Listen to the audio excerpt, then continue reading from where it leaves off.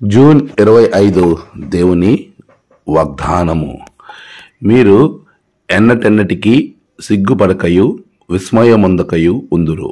యెషయా 45:17.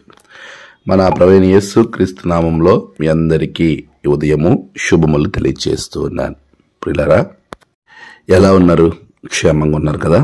ప్రభు యొక్క మహాకృపలో మనమందరం ఈ విధంగా ప్రభుని కలిగి సంతోషంగా ముందుకు వెళ్ళటానికి దేవుడు మనకిచ్చిన ఈ మంచి సమయం, దేవుని యొక్క సన్నిధి ఎంతో గొప్పదిగా ఉంది.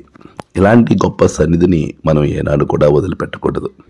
ప్రభు ఇస్తున్న వాగ్దానం ఆనాడు ఇశ్రాయేలీలకు చెరలో మాట్లాడిన మాట, మీరు ఎన్నటన్నిటికీ సిగ్గునందరు విస్మయమునందరు.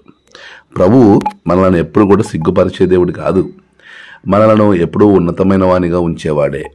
మన జీవితాలు ఆశీర్వదింపబడితే చూసి ఆనందించే దేవుడే తప్ప మనము దేవుని ఆశీర్వాదాలు పొందుకోకుండా ఉండడం అనేది ఏమాత్రము ఆయన యొక్క ఉద్దేశ్యము కానే కాను.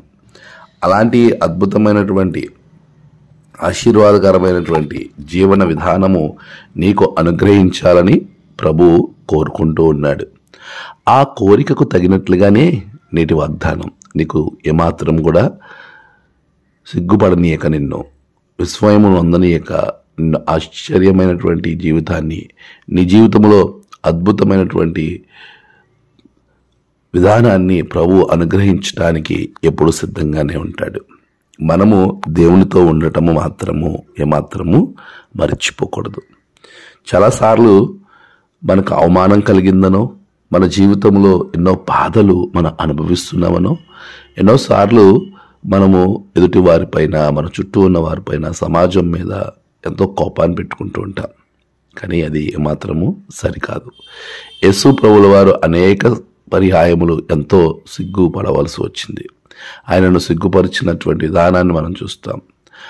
అయినప్పటికీ ఆయన ఏమాత్రం కూడా సిగ్గుపడలేదు, అంటే అషేమ్డ్.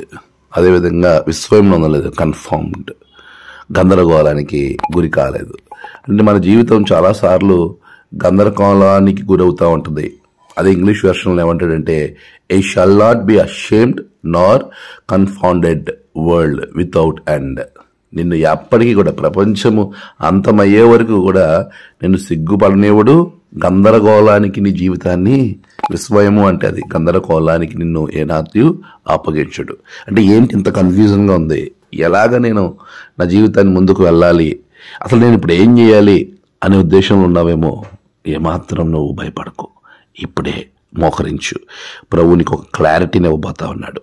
నువ్వు ఎక్కడైతే సిగ్గుపడ్డాను నేను అని అనుకుంటున్నావో అక్కడే దేవుడు నిన్ను ఆశీర్వదించిపోతా ఉన్నాడు. అట్టి కృప ప్రభు మీకు అనుగ్రహించును గాక. ఆమేన్. ప్రార్థన. సర్వశక్తిమంతుడా, గొప్ప దేవ, ఆశ్చర్యకరుడా, ఆలోచనకర్త, నీకు వందనాలు. నీ ఆత్మతో నింపండి, మీ సహాయం మాకు దయచేయండి తండ్రి. బిడ్డలందరినీ దీవించండి, నీ కృపలో బలపరచండి. వారి జీవితాల్లో ఉన్నత స్థానాలు అధిరోహించే ఈ క్రమంలో వారి జీవితాలు ఉన్నతంగా ఉండడానికి కృప దయచేయండి. మీరు తోడేయండి. నేడు జన్మదినము, వాహదినము, ఆయా విశేష దినములు జరుపుకున్న బిడ్డలను దీవించండి. తమ ప్రియులు కోల్పోయిన వారి కుటుంబాలకు నెమ్మది, ఆదరణ దయచేయండి. దేవాధీరదేవులతో నింపి మీరే మహిమ పొందమని యేసు నామమున ప్రార్థించి వేడుకొంచున్నాం తండ్రి. ఆమేన్. తండ్రి, కుమార, పరిశుద్ధాత్మ త్రియేక దేవుని దీవెన మీకు తోడుగా ఉండి నడిపించును గాక. ఆమేన్.